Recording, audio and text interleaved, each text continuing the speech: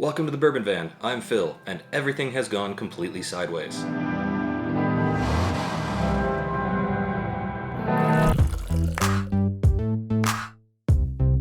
Well, guys, you're watching this, and it is Wednesday, and we're supposed to be having a live stream tonight. We're not supposed to be doing this video. However, Julie's flight home from Vegas, where she was doing some family things, was diverted to San Francisco because of wildfires at our local airport.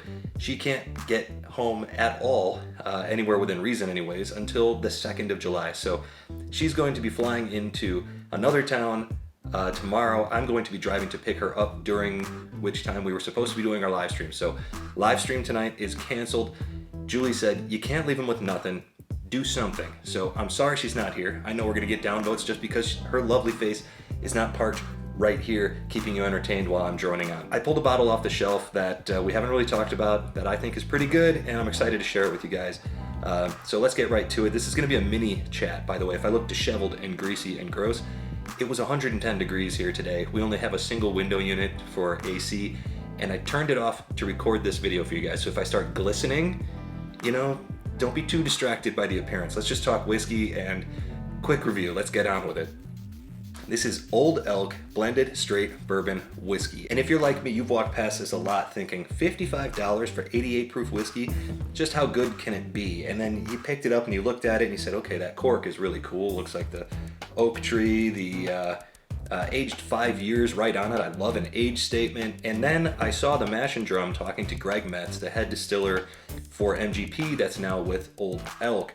And his knowledge, his passion, and his matter-of-factness made me think, a guy like that is not just gonna upcharge something. He's gonna make some pretty good whiskey, and maybe it's worth a shot after all. I was so impressed by that interview and his candor, I went and bought this bottle. So let's get right to the nose. We'll get into this tasting, and again, it's really hot in this house, so let's hope that no sweat drips into this glass.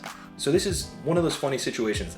When something is produced, and this is produced in Colorado, when something's made west of the Mississippi, I find there's something consistently unique. So think High West and their rise. Think Woodinville, the nose on a Woodinville product. There's almost like a cola, like a cream soda, some sort of weird note that I get. I don't know if it's a yeast thing or if it's just a where it's aged thing. And I always get that on things that are aged out west. So this is a unique smell right off the bat that I'm getting.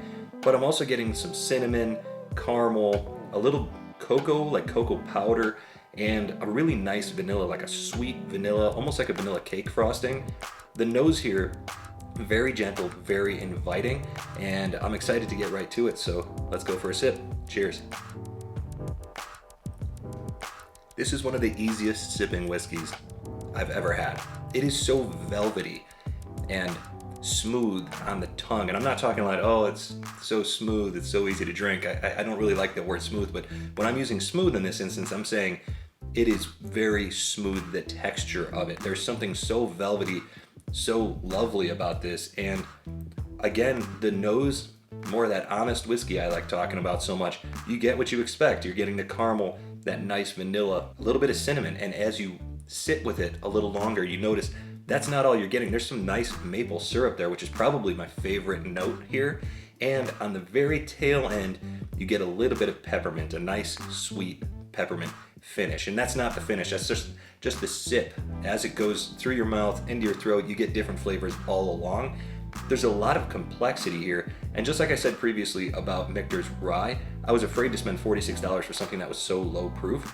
But what I found inside was something so unique that I thought, wow, I actually got value here where I didn't expect to find it. That's what's happening with this bottle. There's a ton of flavor. It's very unique. And I'm really glad that I bought this bottle. Value-wise, we'll get to that in a minute. But off the bat, I would say that this is a very flavorful, unique whiskey that's unlike any other bourbon that we've got on the shelf. So a couple sips in, and I'm finding a lot of the same things here. It doesn't change too much. There is a nice cinnamon that's very gentle, like a cinnamon disc candy. Again, a lot of vanilla sweetness, more like cake frosting than anything else. It is very easy to sip. It is very lovely on the palate, and the finish is not the longest lasting finish, but there's nice baking spice. That cinnamon hangs around, that cocoa is back, and it's almost a milk chocolate now, and of course the caramel. There's a lot to like here. Even the finish makes me think, wow, this is complex. Even if it's not long lasting, it's very satisfying. So I don't want to get into value in comparisons too much, but I do think that you have to talk value when you're talking about a $55 bourbon. There's so many great bourbons in that $55 range, from Old Forester 1910 at 93 proof to even Old Forester 1920 at $60, 1792 full proof at $50. And of course you can go in every direction with that for proof and for price. There are so many great bottles in that price range. It is tough to say that this is a good value or a solid buy. What I would say about it though is the same thing that I said about Michter's. If you're interested in trying something different, and if you have the money to put down on this, I think it's worth a try. And if you see it at a bar, I absolutely recommend a pour of it. It is very interesting, very unique. May not be the best priced whiskey on the market, but to get an actual age statement on a bottle that has this type of interesting flavor profile that's unlike anything else on the shelf, it's a brand that I will definitely keep an eye on in the future.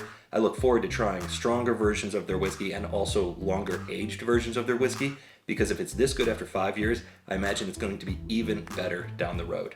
Well, that's about all I can deal with today. I can feel the sweat starting to pool on the sides of my head, which means it's time to get that AC turned back on. But let me know before I go, Old Elk, have you bought this bottle or their wheated bourbon or their rye or their sour mash or any of the other varieties that they've got out there? Let us know, what's your favorite bottle? Do you like the bottles that you've tried? Do you think it's a good value?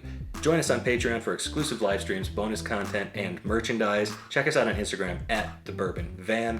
Like, comment, and subscribe. And from wherever we are to wherever you are, cheers. I think I'm stuck to my seat.